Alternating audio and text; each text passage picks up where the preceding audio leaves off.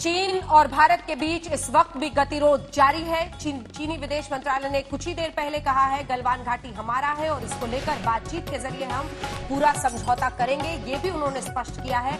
लेकिन इस बीच बड़ी खबर, चीन के खिलाफ बड़े आर्थिक फैसले ले सकती है सरकार। चीनी कंपनियों के प्रोजेक्ट पर पुनर्विचार संभव। दिल्ली मेरठ आरआरटीएस प्रोजेक्ट पर भी दोबारा, क्योंकि जो जानकारी आई थी इस प्रोजेक्ट का टेंडर एक चीनी कंपनी को मिला था, उस करार को रद्द किया जा सकता है। सरकार जो है वो फिलहाल कानूनी पहलुओं की जांच कर रही है। हिमांशु हमारे सहयोगी इस वक्त हमारे साथ जुड़ रहे हैं। हिमांशु, ये एक ऐसी खबर है जो हर हिंदुस्तानी जिसने चीन की इस हिमाकत, इस धोखेबाजी को देखा है, वो सुनना चाह रहा था। दिल्ली मेरठ आरआरटीएस प्रोजेक्ट जो एक चीनी कंपनी को चली गई थी, सरकार उस पर पुनर्विचार कर रही है। हिमांशु, देखिए, बिल्कुल सरकार की तरफ से पुनर्विचार किया जा रहा है और न सिर्फ दिल्ली मेरठ आरआरटीएस प्रोजेक्ट पे, बल्कि अलग अलग जो चाइनीज कंपनियों के द्वारा भारत के अंदर काम किए जा रहे हैं, जिन प्रोजेक्ट को किया जा रहा है उन पर भी विचार किया जा सकता है। क्योंकि जिस तरीके से चाइना ने कल हरकत की है, उसके बाद भारत अलग तरीके की कूटनीति बनाना चाहता है और वो चाहता है कि सिर्फ कूटनीति ही नहीं बल्कि चाइनीज कंपनियों का भी बहिष्कार अगर किया जाएगा, उनके प्रोजेक्टों को रद्द किया जाएगा तो चाइना के ऊपर दबाव बनाया जा सकता है अंजना। और एक तरफ से सैनिक कार्रवाई और दूसरी तरफ से आर्थिक कार्रवाई करके भारत चाइना पे दबाव बनाना चाहता है। और इसी के तहत जो है वो चाहता है कि चाइना के साथ जब भी बातचीत हो तो वो एक बराबर के लेवल पर हो, चाइना कभी ये शो ना करे कि वो बहुत पावरफुल है। और इसीलिए इस तरीके से आर्थिक कदम भी जो है भारत सरकार की तरफ से उठाए जा रहे हैं चाइनीज कंपनियों के खिलाफ। ये एक बहुत बड़ा कदम कहलाएगा, क्योंकि ये खुलकर चीन को आमने सामने बताने के बराबर होगा कि जिस तरह से वो अपने आप को एक बहुत बड़ी आर्थिक शक्ति समझता है, भारत उस पर सबसे करारी चोट करने जा रहा है। आपको बता दें, सरकार कानूनी पहलुओं पर फिलहाल जांच कर रही है और अब मंशा यही है कि चीनी कंपनियों को जो अभी तक हिंदुस्तान में बड़े प्रोजेक्ट्स मिलते थे उन सब पर रोक लगे। और सबसे बड़ी पहल इसमें यही होगी, जो इतने बड़े प्रोजेक्ट पर फिर से पुनर्विचार संभव है और उस पर दिल्ली मेरठ आरआरटीएस प्रोजेक्ट जो एक चीनी कंपनी को टेंडर मिला था, उस करार को रद्द होने पर कानूनी जो पेचीदगियां हैं, पहलू हैं, उनकी जांच हो रही है। एक बहुत बड़ा कदम होगा हिमांशु ये, और शायद वक्त की जरूरत भी। काफी दिनों से इस पर चर्चा हो रही थी, ठोस कदम का वक्त सामने दिख रहा है। हिमांशु, देखिए, बिल्कुल बहुत बड़ा कदम है, क्योंकि भारत एक ही मोर्चे पे लड़ाई लड़ता नहीं दिखना चाहता है चाइना के साथ। वो हर मोर्चे पे लड़ाई लड़ना चाहता है।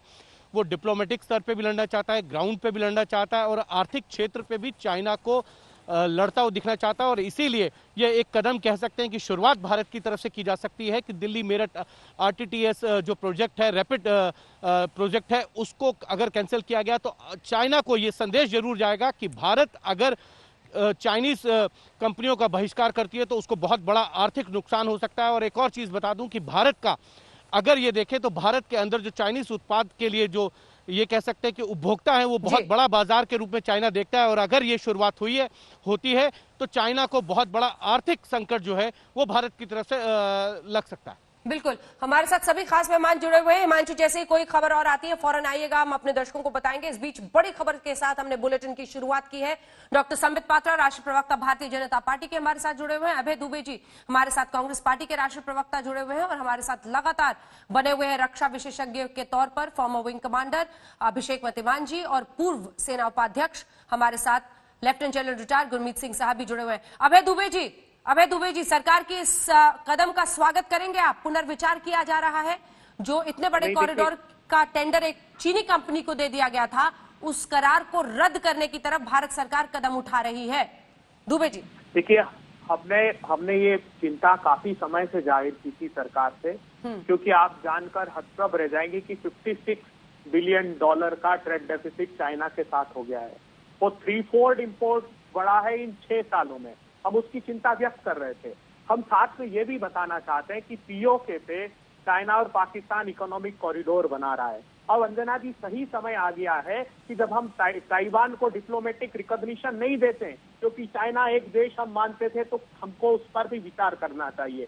जब वो पाकिस्तान, श्रीलंका, नेपाल जब इस तरीके से भारत को घेरने की कोशिश कर रहा है, तो हमको भी चाहिए कि हम भी थाईलैंड, वियतनाम, सिंगापुर में अपने ये पार्लियामेंट्री पैनल ने भी मोदी सरकार को आगाह किया इस बारे में कि आप स्टार्ट कीजिए। पार्लियामेंट्री स्टैंडिंग कमेटी ने साफ तौर पर कहा कि आईसीबीआर जो ये बॉर्डर रोड डेवलपमेंट है, इसका 40% पैसा मोदी सरकार ने काटा है। ये तो मुरली मनोहर जोशी जी ने खुद ने भी कहा था कि 58 साल में पहली बार हुआ कि हिंदुस्तान के जो डीआरडीओ का पैसा है, सेना के डेवलपमेंट का पैसा है, वो बड़ी संख्या में काटा गया है, जबकि चाइना बहुत ज्यादा अपने सेना के डेवलपमेंट पर पैसा खर्च कर रहा है। तो हमको पुनर्विचार करना चाहिए। दुबे जी, तो क्या हम माने, ठीक है, तो क्या हम माने कि ये 2008 का वो एमओयू जिसका जिक्र संबित पात्रा जी कर रहे थे, उस पर कांग्रेस पार्टी को अब अफसोस है, जब कांग्रेस पार्टी और कम्युनिस्ट पार्टी आपने चाइना के साथ ये समझौता किया था, एमओयू किया था कि तमाम जो सामरिक, बायलैटरल, रीजनल, इंटरनेशनल जो भी गतिविधियां होंगी उन पर हम आपस में विचार करेंगे। अफसोस है आपको इस पर? एक बार उनको जवाब देने दीजिए, फिर मैं डॉक्टर पात्रा आऊंगी आपके पास। अभय दुबे। अंजना जी, मुझे अफसोस इस बात का बहुत बड़ा है कि भारत के प्रधानमंत्री जी ने बगैर एजेंडे के चाइना से बात करना प्रारंभ कर दिया, चाहे वो वुहान गए हो, चाहे मल्लापुरम में उनसे बात की गई हो। मुझे अफसोस इस बात का है कि देश को ये बताया गया अंजना जी की डोकलाम में दोनों सेनाएं पीछे हट गई है, लेकिन बाद में पार्लियामेंट ने चुपचाप स्वीकार दिया कि परमानेंट मिलिट्री इंफ्रास्ट्रक्चर चाइना ने बना लिया है। मैं चाहता हूं पारदर्शी तरीके से बात की जाए। भारतीय जनता पार्टी रोज इतिहास से प्रतिशोध लेती है। कांग्रेस पार्टी को नीचा दिखाना बंद करिए, देश को ऊंचा उठाने की बात कीजिए। संबित पात्रा जी, कब तक एक बयान आज विश्व के इतिहास में कहीं नहीं हुआ कि इतनी बड़ी शहादत हुई और देश का प्रधानमंत्री गलवान घाटी की ताजा तस्वीरें आ रही है। दुबे जी, आपके सवाल का जवाब मैं लूंगी डॉक्टर संबित पात्रा से, लेकिन डॉक्टर पात्रा थोड़ा सा रुक जाइए। गलवान घाटी की ये सीधी तस्वीरें आप इस वक्त देख रहे हैं, ये वहां की तस्वीरें हैं जहां पर आपको हेलीकॉप्टर भी दिखाई दे रहा है और ये पूरा इलाका इस वक्त आप गलवान घाटी का देख सकते हैं। ये लेह की तस्वीरें हैं दरअसल। चलिए ठीक है, चर्चा को आगे लिए चलते हैं। डॉक्टर संबित पात्रा, जल्दी से जवाब दीजिए। देखिए अभी कब तक इतिहास से प्रतिशोध लीजिएगा? गलवान घाटी पर जवाब दीजिए, जब चीनी विदेश मंत्रालय ये कह रहा है कि गलवान घाटी उनका है, परिस्थितियां खराब हो रही थी, तो फिर सरकार ने पारदर्शिता से देश को क्यों नहीं बताया? मैं बताता हूं। पहले कांग्रेस का जवाब देता हूं, फिर चाइना का। देखिए कांग्रेस ने अभी ये हमारे दुबे भाई साहब ने अभी क्या कहा, उन्होंने कहा कि ताइवान को लेकर हमें रणनीति बनानी चाहिए और ताइवान को रिकॉग्नाइजेशन देना चाहिए। अभी कहा ना 11 मई को अधीर रंजन चौधरी जी, वो तो बड़े नेता हैं, इनसे एलओपी हैं, उन्होंने क्या ट्वीट किया था? Be careful China, Indian forces knows how to defang the venomous snakes like you, entire world is watching the sinister design of yellow expansionist, I would suggest the government to accord diplomatic recognition to Taiwan without much delay. उसके 4 घंटे बाद Congress party आधिकारिक रूप से press conference करती है, आनंद शर्मा करते हैं और क्या कहते हैं? The Indian National Congress recognizes and values the special strategic partnership between India and China and we do not recognize what Adhir Ranjan Chaudhary personally said. यहां पर टीवी में आकर कहते हैं कि आप ताइवान को रिकॉग्नाइजेशन दीजिए, प्रेस कॉन्फ्रेंस करके अधीर रंजन चौधरी जी से कहते हैं उस ट्वीट को आप डाउन करिए, उस ट्वीट को तुरंत हटाइए, और हम इस बात के साथ खड़े नहीं है। ये दोगलापन नहीं है तो क्या है? आप बताइए। नहीं, आप बताइए, ये दोगलापन नहीं है कि नहीं है? नहीं, आप बताइए। फिर अभय जी, मैं आपके बीच में नहीं बोल रहा था। अंजना जी, मैं भी इनके बीच में बोलना शुरू कर दूंगा तो अभय जी, मैं लूंगी आपसे जवाब, परिवर्तित हो जाएगा। ठीक है, आपने एक सवाल पूछा, उसका जवाब ले लेते हैं ना उनसे। अभय जी, ये बताइए, क्या अंधेरे में तीर मार रहे हैं? ठीक है, गलवान पे पहले आप जवाब दे दीजिए, क्योंकि आज बातचीत गलवान वैली पर हो रही है। ठीक है, एक जवाब ले लेते हैं। अभी जी, मैं आऊंगी आपके पास। अंजना जी, देखिए गलवान पे मैं आज सुबह से आज तक, और एक सेकंड, अंजना जी ने मुझे गलवान पे महत्वपूर्ण सवाल पूछा है, मैं जवाब दे दूं, फिर आप जवाब दीजिएगा। अधीर रंजन चौधरी पे रुक जाइए अंजना जी, फिर मैं भी इनके बीच में बोला करूंगा, फिर ये में डिबेट नहीं हो पाएगा। मेरे सवाल का दूसरा हिस्सा गलवान घाटी पर था कि क्या सरकार को पारदर्शिता रखनी चाहिए, उस पर डॉक्टर पात्रा को जवाब देने दीजिए, फिर आ रही हूँ आपके पास। ठीक है, ओके। देखिए एक बात आप बिल्कुल विश्वास के साथ मानिए, भारत की सरकार, भारत की आर्मी दोनों ही पूरी तरह से पारदर्शी है, और कोई भी इस सरकार के होते हुए, इस आर्मी के होते हुए कोई हमारे देश को हड़प नहीं लेगा। जहां तक इंडियन ऑक्यूपेशन, इंडियन स्पेस की ऑक्यूपेशन का विषय है, 1959 में बैठे एक्सपर्ट पूछिए, उसी समय अक्साई चीन को ले लिया था, वो जगह भी ऑक्यूपाइड ही है, वो इंडियन टेरिटरी ही है जिसको ऑक्यूपाई किया हुआ है चाइना ने।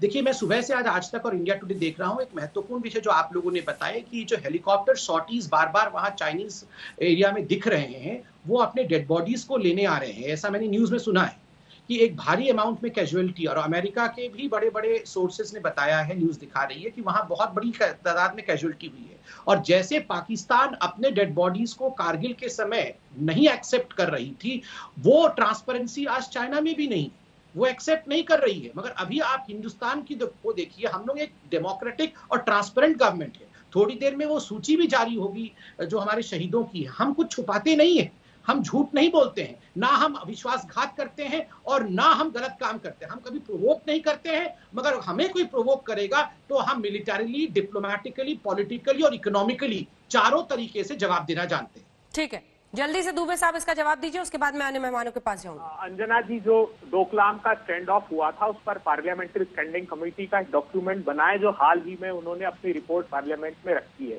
उसी में उन्होंने सजेस्ट किया है, आज की परिस्थितियां बिल्कुल अनुकूल है संबित पात्रा जी, हर पल इंटरनेशनल रिलेशंस को अलग तरीके से डिफाइन करने की आवश्यकता है। हम सरकार के साथ हैं, मगर जो बात आप क्या कह रहे हैं वही तो प्रधानमंत्री जी से देश सुनना चाहता है। यही बात सुनना चाहता था देश के प्रधानमंत्री जी से, देश की क्या सच्चाई है। आज आपने कितना बड़ा झूठ बोला, जब आज तक ने आपको साइट पर ले जाकर सैटेलाइट पिक्चर दिखा दिए, तब भी झूठ बोल रहे हैं कि आज तक बता रहा है कि चाइना की साइट पर वो डेवलपमेंट उन्होंने किया है। अरे नहीं भाई, पेट्रोलिंग पॉइंट 14-15 पढ़िए एक बार आप, वो हमारी भूमि पर हमारी अखंडता और अस्मिता को आर्मी की जो बिल्डअप चाइनीज साइड हमको पे दृढ़ता से और हमारे साइड में तो हमारे साइड में हम एक इंच भी जमीन लेने नहीं देंगे। हमने तो स्पष्ट किया है। सिर्फ मत कीजिए, आज आप बोलिए मुंह दिखाई, क्या राहुल गांधी सोच रखा है हमें खाली मुंह दिखाई करते रहेंगे? कोविड की क्राइसिस में एक संकल्प तो लीजिए कि चाइना से। ब्रेक का टाइम हो गया, लौट रहे हैं। गुरमीत सिंह साहब, आपसे भी एक सवाल पूछना है, जरूरी है। छोटे से ब्रेक के लिए हम रुक रहे हैं, लगातार कवरेज जारी है, देखते रहिए आज तक।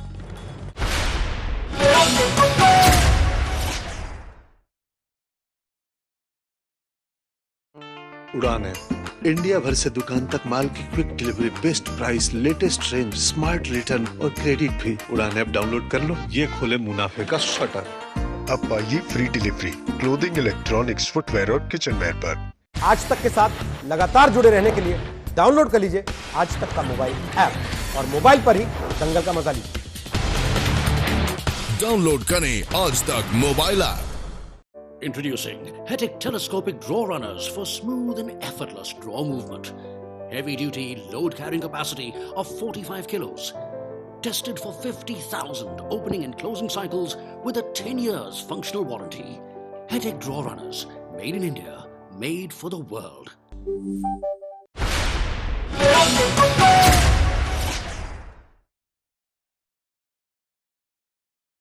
1962 के युद्ध के बाद भारत और चीन में सबसे ज्यादा तनाव है। 45 साल बाद सीमा पर खून बहा।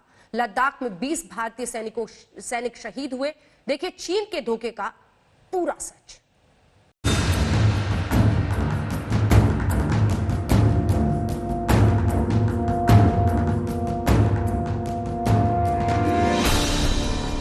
पांच मई से ही लद्दाख बॉर्डर पर तनातनी थी। इसे कम करने की लगातार कोशिशें भी हो रही थीं, पर किसी ने सोचा न था कि चीन सीमा पर खूनी जंग शुरू हो जाएगी। सोमवार की बातचीत में तय हुआ था कि गलवान वैली से चीनी सेना पीछे हटेगी। सूत्रों के मुताबिक 15 जून की रात 16 बिहार रेजिमेंट के कमांडिंग ऑफिसर कर्नल बी संतोष बाबू चीनी सैनिकों से बात करने PP-14 पर पहुंचे, लेकिन चीनी सैनिकों की मंशा कुछ और थी। वहां मौजूद चीनी सैनिकों ने लाठी, पत्थर और कंटीले तारों से लिपटे डंडों से हमला बोल दिया। उस वक्त चीनी सैनिकों की संख्या 3 गुनी थी और 20 भारतीय सैनिक शहीद हो गए। 40 मिनट बाद भारतीय सैनिकों ने भी पलटवार किया। 43 चीनी सैनिकों को नुकसान की खबर है। कई सैनिक श्योक नदी में बह गए। पूर्वी लद्दाख में इस वक्त भारतीय और चीनी सेना के बीच में जबरदस्त तनाव है। दरअसल 15 जून को चीनी सेना की तरफ से एक उकसाने वाली कार्रवाई के बाद दोनों सेनाओं में जबरदस्त झड़प हुई, जिसमें 20 भारतीय सैनिक शहीद हुए, जबकि चीन के 40 से 45 सैनिक मारे गए हैं। चीन और भारत सेनाओं के बीच में लगातार बातचीत चल रही थी। उस दौरान जब देर शाम लोकल कमांडर स्तर की बातचीत खत्म होने के बाद पेट्रोलिंग पॉइंट 14 के पास चीनी सेना की तरफ से कोई हरकत हुई, जिस हरकत को रोकने के लिए भारतीय सेना के 16 बिहार के जो कमांडिंग ऑफिसर हैं संतोष बाबू अपने कुछ सैनिकों के साथ वहां पर पहुंचे और उसके बाद चीनी सेना को उन्होंने रोकने की कोशिश की, लेकिन चीनी सेना की काफी तैयारी थी, जिस पर शुरुआती हमले में भारतीय सैनिकों को काफी नुकसान उठाना पड़ा। सेना सूत्रों के मुताबिक एलएसी पर भारी तनाव है। बातचीत से कुछ नहीं निकला। गलवान घाटी में कुछ भी नहीं बदला। सेना मोर्चे पर तैनात है। लद्दाख के साथ साथ एलएसी के सभी पोस्ट को अलर्ट कर दिया गया है। क्वेश्चन ये है, ये बहुत सीरियस मुद्दा है और इसमें तीनों सर्विसेज का मामला इन्वॉल्व है। एयरफोर्स ऑलरेडी वहां है, ऑलरेडी चारों तरफ है। नेवी अपने पूरी सतर्क है और यहाँ तक जहाँ तक की सुझाव हम यही देंगे कि इस समय अगर मामला बढ़ता है और ऊपर उठता है तो हमारी नेवी को मालदीव्स पे जाके उनके जो आर्टिफिशियल आइलैंड है उसके ऊपर कैप्चर कर लेना चाहिए और जो जितने 40-50 किलोमीटर के इलाके हैं हमारे को उसके ऊपर जाके स्ट्रेट अवे कैप्चर करना चाहिए और फिर नेगोशिएटिंग चलने दीजिए। नेगोशिएटिंग अगर अब बात आगे बढ़ती है तब। गलवान घाटी में खूनी झड़प पर सेना ने बयान जारी कर बताया कि 15-16 जून की रात जहां भारत और चीन के सैनिकों के बीच झड़प हुई थी, वहां से वो अब पीछे हट गए हैं।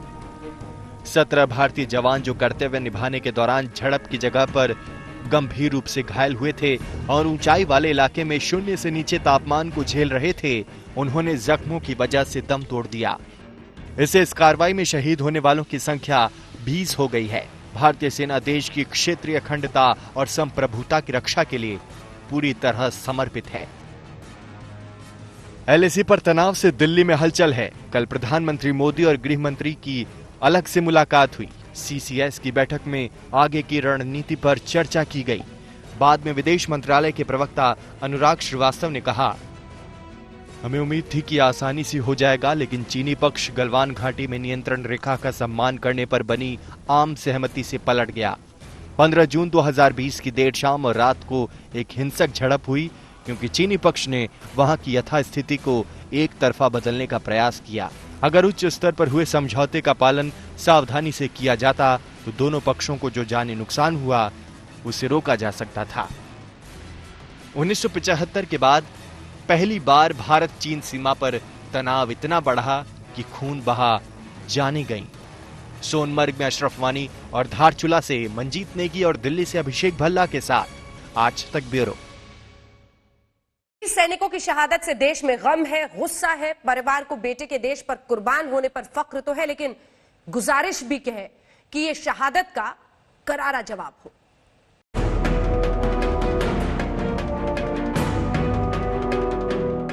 उन्नीस 1962 में धोखा खाए। एक बार चीन ने पीठ पर छुरा भोंका। गलवान घाटी में भारतीय सेना बात करने गई थी और चीनी सैनिकों ने भरोसा तोड़ा, खून बहाया। इस खूनी झड़प में 20 सैनिक शहीद हो गए।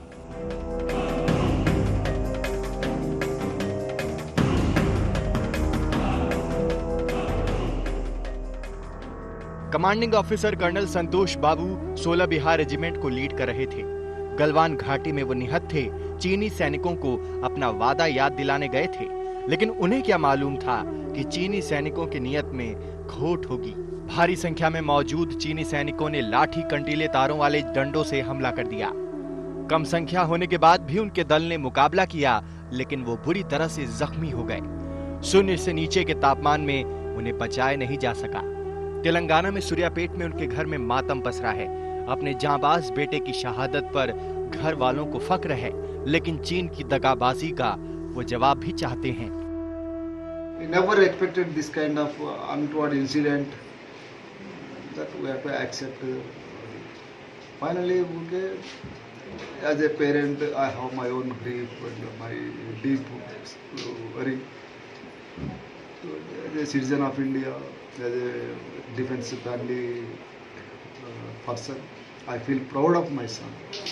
I feel proud of my son. Jharkhand के साहिबगंज में शहीद कुंदन ओझा के घर में बेटे को खोने का गम है तो एक जवान का देश पर कुर्बान होने का गर्व भी है। पिता कुछ बोलने की हालत में नहीं है। घर वालों की बस यही गुजारिश है, शहादत बेकार न जाए। इस काराना हरकत से बहुत ही दुखी हूँ और भारत सरकार को मैंने बहुत इसका कड़ा से कड़ा जवाब देना चाहिए, क्योंकि हमारे गांव का एक नौजवान जो देश के लिए बॉर्डर एरिया पर शहीद हो गया। और बिहार के समस्तीपुर के लाल अमन सिंह भी चीनी सैनिकों की झड़प में शहीद हुए। रात 9 बजे पिता को शहीद होने की सूचना मिली, तभी से पूरा गांव घर पर जुटा है। अमन 2014 में सेना में शामिल हुए। 3 महीने पहले ही लद्दाख में पोस्टिंग हुई थी। पिता लगातार लद्दाख की तनातनी पर नजर गड़ाए हुए थे, लेकिन उन्हें क्या पता था कि उसके बेटे की शहादत की खबर आ जाएगी। पश्चिम बंगाल के बीरभूम में शहीद राजेश उरांग के घर में अजीब सी खामोशी है। माता पिता हैं, 2 बच्चे हैं। उन्हें यकीन नहीं हो रहा कि उनका जांबाज बेटा अब नहीं रहा। सूर्यापेट से आशीष पांडे, साहिबगंज से प्रवीण कुमार के साथ आज तक ब्यूरो। चीन ने लद्दाख में भारत की ओर से सड़क बनाने पर ऐतराज जताया था। यह टकराव की बड़ी वजह बनी, लेकिन भारत ने सड़क निर्माण नहीं रोका, क्योंकि ये हमारे हिस्से का था। इसके लिए झारखंड से स्पेशल ट्रेन के जरिए मजदूरों को लद्दाख भी भेजा जा रहा था, लेकिन झड़प के बाद ट्रेनों को रद्द कर दिया गया।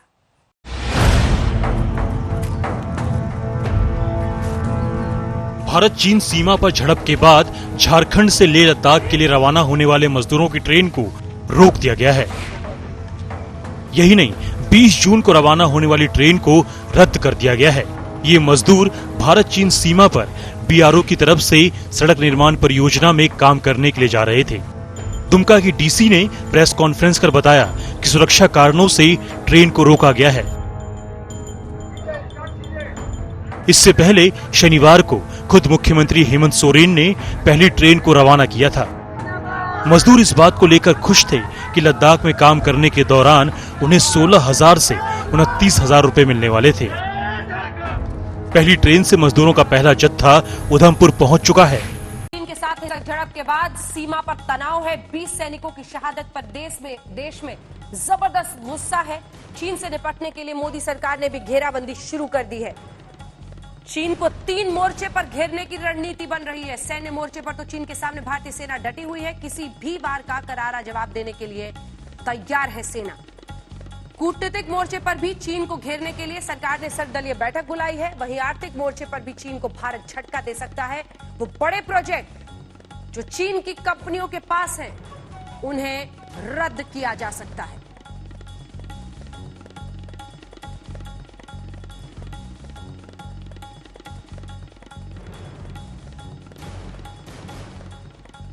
तो भारत की रणनीति क्या है, हमने आपको दिखा दिया। इस बीच गलवान में हिंसक झड़प पर चीनी विदेश मंत्रालय का बयान आया है। चीन के विदेश मंत्रालय ने कहा है कि गलवान हमारा है, हमारी तरफ एलएसी के पास अतिक्रमण हुआ है। इसके साथ ही चीन ने कहा है कि मौजूदा विवाद को बातचीत से सुलझाने की कोशिश है। भारत से तनाव खत्म करने की कोशिशें चल रही हैं। सुनिए। Again crossed the line of actual control for illegal activities and deliberately launched provocations and attacks which led to fierce physical confrontations and resulted in casualties. The sovereignty of the Galvan Valley area has always belonged to China. The Indian border troops flip-flopped and seriously violated our bilateral protocols on border-related issues and the consensus of our commander-level talks, which severely undermined our military-to-military relations and the feelings of our two peoples. We ask India to strictly discipline its frontline troops, stop all infringing and provocative activity at once, and work with China and come back to the right track of resolving the differences through dialogue and talks. चीन की चाल का part 2, part 3, part 4 इसे समझते जाइए, क्योंकि वो अपनी इन बातों के जरिए एक अलग ही साइकोलॉजिकल वॉर कर खेलने की कोशिश कर रहा है। हमारे साथ सभी खास मेहमान जुड़े हुए हैं जिनके साथ हम चर्चा कर रहे हैं। मेजर जनरल रिटायर्ड जीजी द्विवेदी साहब हमारे साथ जुड़ रहे हैं स्ट्रेटेजिक अफेयर्स के एक्सपर्ट के तौर पर, और आप सर लद्दाख में भी कमांड कर चुके हैं। इसीलिए मेरा पहला सवाल आप ही से है, चीनी विदेश मंत्रालय ये जो गलवान घाटी को लेकर अपना बयान दे रहा है, या हिंदुस्तान पर ही आरोप लगा रहा है कि अग्रेसिव रुख हिंदुस्तान ने अपनाया, एलएसी के आसपास अतिक्रमण किया है, इस पर क्या जानकारी आप देंगे, इसका क्या एनालिसिस करेंगे? हमें ये समझना चाहिए कि जो चीन की जो गालवान घाटी में आए हैं, हाँ। एक उसकी बड़ी साजिश थी, एक बड़ी प्लान थी, और वो प्लान बना के आए हैं। और वो जो प्लान है वो सबसे ऊपर लेवल पर बनी है। उनके शी जिनपिंग उनके कमांडर इन चीफ हैं, तो उन्होंने 2 जगह चुनी, गालवान घाटी और पगोंग सो। ये गालवान घाटी, जैसे आपने बताया, मैं वहाँ कमांडर रह चुका हूँ, ये एक बहुत ही अहम इलाका है, क्योंकि अगर आप गालवान घाटी में हैं तो आप दारबोक से डीबीओ का जो सड़क है उस पर आप नजर रख सकते हैं, आप उस पर एक जुनाई कर सकते हो सड़क को। और पगोंगसो का इलाका भी है, अगर आप आगे आ जाते हैं तो आप त्रिशूल को भी आप एक खतरा पैदा कर सकते हैं। तो ये जो चीन की जो पूरी ये कार्रवाई है ये बड़े ऊंचे लेवल पर है। और आप देखो कि किस तरह गालवान घाटी में वो 200 गाड़ियां ले आए, तो यानी कि उन्होंने इस पर कब्जा करने का पूरा प्लान था। अभी हमारी क्या रणनीति होनी चाहिए वो बहुत आवश्यक है। देखो, आजकल के जमाने में फौजें नहीं लड़ती, पूरा देश लड़ता है, और देश का जो हर एक पहलू है वो लड़ता है। सेना अपना काम करती है, पॉलिटिकल डिप्लोमेटिक अपना काम करते हैं, इकोनॉमिक्स और कमर्शियल अपना काम होता है। तो इसमें ये जो है ये पूरे देश की लड़ाई है, ये सेना की लड़ाई नहीं है। तो मैं सेना पर 2 बातें आपको बताऊंगा। देखो, चीन जो है वो ताकत की इज्जत करता है। इस समय जो सिचुएशन है ग्राउंड पर वो चीन के हक में है। हमें ये सिचुएशन बदलनी है, क्योंकि अगर आप टेबल पर जाते हैं नेगोशिएट करने के लिए तो आपको नेगोशिएटेड फ्रॉम स्ट्रेंथ करनी चाहिए या ऑन इक्वल टर्म्स करनी चाहिए। इस समय जो हालात हैं गालवान घाटी में या पगोंगसो में वो हमारे हक में नहीं है। अभी हमें ये अपनी मजबूती बनानी है, और वो कैसे करनी है वो ग्राउंड कमांडर जानते हैं, प्लान्स हैं, कंटीजेंसीज हैं, और मुझे पूरा विश्वास है कि वो इसको ये पलड़े को बदल पाएंगे। और जब तक हम चीन के ऊपर एक पुनर्वार नहीं करते हैं, एक पलटवार नहीं करते हैं, चीन यहाँ से नहीं जाएगा। वो यहाँ आया है, वो यहाँ रहने के लिए आया है, जब तक उसको हम निकालेंगे नहीं वो नहीं निकलेगा। और तीसरी बात, चीन जो है जब भी इसे नेगोशिएट करते हैं, इसकी एक चाल है, ये लंबी नेगोशिएशन करता है और थका देता है। देखो, कोरिया में अमेरिका 3 साल से बातचीत की और कोई हल नहीं निकला, और 2000 में मैं भी ज्वाइंट वर्किंग ग्रुप में था और हम बातचीत करते थे। 20 साल में हमारी कोई बातचीत आगे नहीं निकली। तो चीन से बातचीत करने का तो एक पहलू है, तो उसमें कोई हमें रिजल्ट नहीं मिलना है। रिजल्ट मिलेगा जब हम एक्शन करेंगे, और एक्शन मजबूत होना चाहिए, और एक्शन पूरी नेशन को लेना है। ठीक है, इससे पहले कि मैं राजनीतिक मेहमानों के पास जाऊं, गुरमीत सिंह साहब, मैं आपके पास अब आना चाहती हूं। सबके मन में एक सवाल है जो बार बार आ रहा है कि जून की शुरुआत में 5 जून 6 जून बातचीत हुई थी डी एस्केलेशन पर, उस वक्त आखिर इस बातचीत के जरिए माना क्यों चीन? अगर अंततः उसे इसी तरह से डटे रहना था, क्या जानबूझकर वो फिराक में है इस तरह को सब कुछ करने के लिए? और इस पर हम लगातार चर्चा कर रहे हैं सिंह साहब कि कैसे वो कोविड की वजह से ध्यान भटके पूरे विश्व का, इसलिए ये सब कुछ कर रहा है, और पूरे विश्व की नजर आ गई, यूएन से लेकर अमेरिका, हर कोई अब इधर नजर बनाए हुए है। अंजना जी, आपने बिल्कुल ठीक बोला है। उसका जो मकसद है, पूरे विश्व जो खड़ा हो गया उसके अगेंस्ट में कोरोना कोविड को लेकर इंडिपेंडेंट इन्वेस्टिगेशन, और यूएस चाइना के बीच में जो कोल्ड वॉर है उसका जो तापमान है वो बढ़ा है वो, और उसके जो अंदरूनी हालत है उसके अंदर में भी बहुत टर्बुलेंस है। इन सबको डाइवर्ट करने के लिए आपने ठीक कहा, 6 जून को जो एक सफल वार्ता के रूप में आई थी, उसके बाद में ये हरकत क्यों, ये दिमाग में आता है। और अंजना जी, जो आपने बताया कि जो Chinese ministry of foreign affair के बात थी, उसमें अगर आप बारीकी से 5 तत्व देखें तो पांचों के पांचों तत्व बिल्कुल झूठ। अभी कोरोना के शुरू होने दिसंबर 2019 कोविड जो वुहान से शुरू हुआ था, तब से लेकर चाइना सिर्फ झूठ और झूठ ही बोलता जा रहा है। और उसने सबसे बड़ा झूठ बोला है सोवरेनिटी और टेरिटोरियल इंटीग्रिटी को लेकर। भारत की जो सोवरेनिटी और टेरिटोरियल इंटीग्रिटी है उसमें साइचिन हमारा हिस्सा है, अभिन्न हिस्सा है। 1684 में ट्रीटी साइन हुई थी लद्दाख और तिब्बत की। और चाइना तो कब आया है? चाइना तो तिब्बत में ही 1950 में आया है, और इसने जो यहां पर एडवर्स पोजीशन में बैठा हुआ है। चाइना ने बहुत बड़ी गलती कर दी है, उसने बहुत बड़ा धोखा दिया है।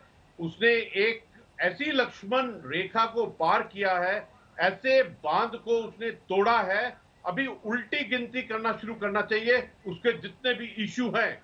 और ये जनरल साहब ने बोला, ये जो अक्षय चिन्ह का इलाका है ये पूर्ण रूप से हमारा है। 37,555 किलोमीटर भारत का इलाका है। ठीक है जी सर। डॉक्टर पात्रा और अभय दुबे जी, जल्दी जल्दी एक रिएक्शन आपसे। संबित पात्रा जी, शुरुआत करते हुए देखिए परिस्थिति ये है, गलवान घाटी का जो मैप भी हम दिखा रहे हैं कि चाइनीज बिल्डअप उनके हिस्से में है और वो उसको बिल्कुल नहीं विड्रॉ कर रहे थे। मतलब जो उन्होंने 6 जून को आर्मी के स्तर पर बातचीत हुई उस बात को नहीं माना। अब क्या ये गूफ अप कैसे हुआ कि हम तो पीछे हट रहे थे, हम तो हटा रहे थे, उन्होंने अपनी बात को नहीं माना। अब ऐसी परिस्थिति में आगे क्या होगा?